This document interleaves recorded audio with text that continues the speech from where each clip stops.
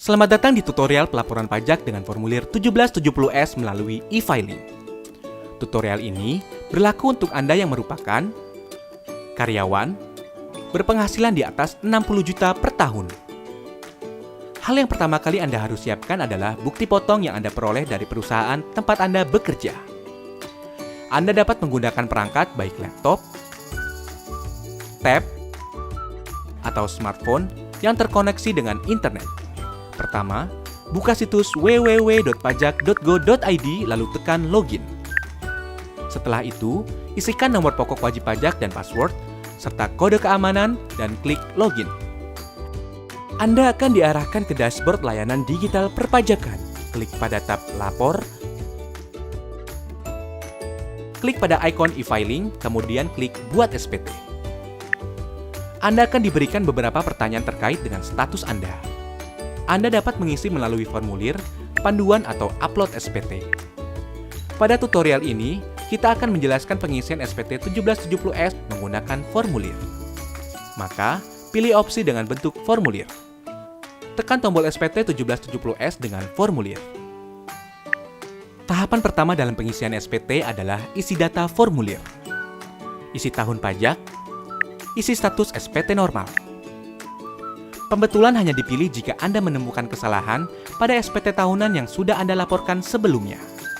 Lalu klik langkah selanjutnya. Sistem akan mendeteksi secara otomatis apabila ada data pembayaran pajak dari pihak ketiga. Gunakan data pembayaran tersebut untuk pengisian SPT dengan tekan Iya. Bila tidak, Anda dapat menggunakan formulir bukti potong sebagai acuan pengisian SPT. Pada lampiran 2, pada bagian A, isikan data penghasilan final. Pastikan data penghasilan final yang terekam telah sesuai dengan bukti potong yang Anda terima. Jika ada bukti potong yang belum terinput, klik Tambah. Pilih sumber penghasilan, isikan nilai penghasilan bruto dan PPh terutang. Anda juga dapat mengubah atau menghapus data yang Anda rekam bila terjadi kesalahan. Pada bagian B, isikan daftar harta yang Anda miliki pada akhir tahun. Data harta yang telah Anda input pada tahun sebelumnya dapat Anda tampilkan kembali melalui menu Harta pada SPT tahun lalu dan lakukan penyesuaian. Jika Anda ingin menambahkan data harta lainnya, klik Tambah. Pilih kode harta sesuai dengan jenis harta, isikan keterangan nama harta dan tahun perolehan. Pada kolom harga perolehan, cantumkan nilai pada saat Anda memperoleh harta. Ingat, saat memperoleh harta. Isikan deskripsi lebih lanjut pada kolom keterangan. Pada bagian C, isikan daftar utang pada akhir tahun. Data utang yang telah Anda input pada tahun sebelumnya dapat Anda tampilkan kembali melalui menu utang pada SPT tahun lalu dan lakukan penyesuaian. Jika Anda ingin menambahkan data utang lainnya, klik Tambah. Pilih kode utang sesuai dengan jenis utang, nama pemberi pinjaman, alamat pemberi pinjaman, tahun pinjaman, dan jumlah utang yang tersisa pada akhir tahun. Klik Lanjut. Pada bagian D, isikan daftar susunan anggota keluarga sesuai dengan kondisi pada awal tahun pajak SPT yang Anda laporkan. Klik langkah berikutnya.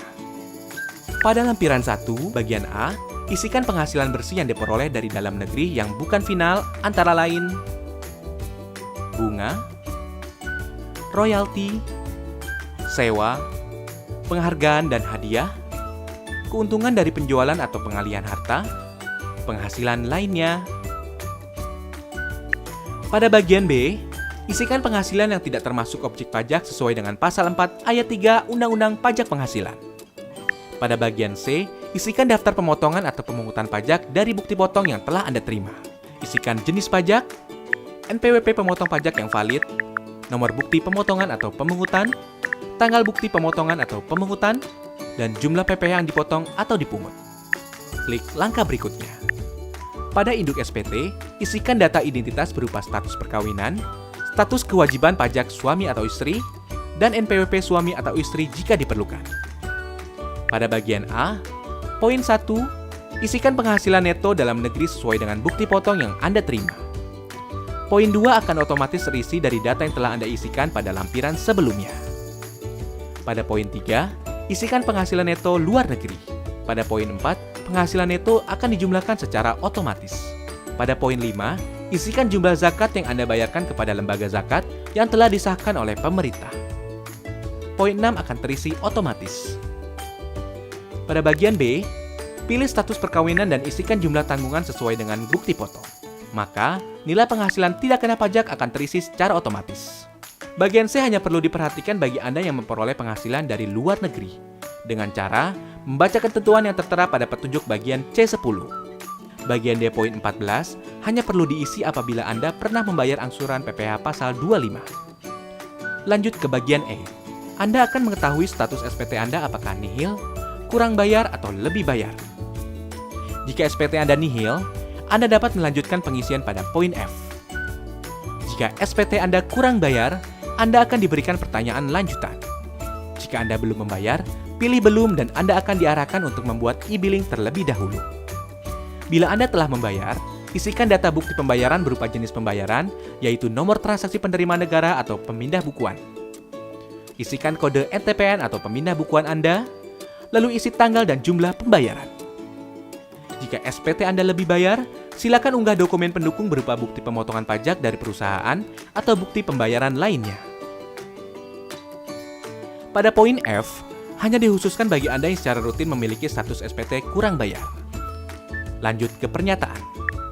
Centang pernyataan setuju bila Anda yakin bahwa data yang Anda isikan sudah benar.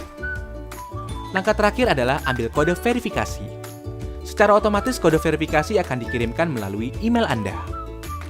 Salin kode tersebut pada kolom yang disediakan, klik kirim SPT, maka SPT Anda akan terekam pada sistem DJP. Anda akan mendapatkan bukti penerimaan elektronik sebagai bukti bahwa Anda telah melaporkan SPT. Jika Anda masih memerlukan bantuan, silakan kunjungi www.pajak.go.id atau telepon ke Kering Pajak 1500-200. Subscribe channel YouTube Ditjen Pajak RI untuk memperoleh informasi dan tutorial lain. Pajak kuat, Indonesia maju.